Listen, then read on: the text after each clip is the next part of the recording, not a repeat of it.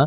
আর বাচ্চার চঞ্চলতা আলহামদুলিল্লাহ মোটামুটি, যেহেতু অনেক গরম আর অনেকটা পথ আসলে বাইক দিয়ে রাইড করে আসছি, বাতাসও ছিল, এজন্য আর কি একটু ভয়ও পাইছিলাম যে বাচ্চা কোনো প্রকার সমস্যা হয় কিনা। যাই হোক, আলহামদুলিল্লাহ ছাড়ার পর এখন পর্যন্ত সবকিছু ঠিকঠাক আছে। আর উনি মূলত দেখতে পারতেছেন পানি দিচ্ছে হচ্ছে গ্লুকোজ ডি দিয়ে।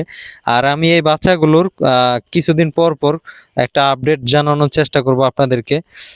উনি মূলত উপরে সাইড ওয়ার্ডের 4টা বাল্ব দিয়ে দিছে। আর দেখেন গড়টা মূলত উনি লেপেও নাই।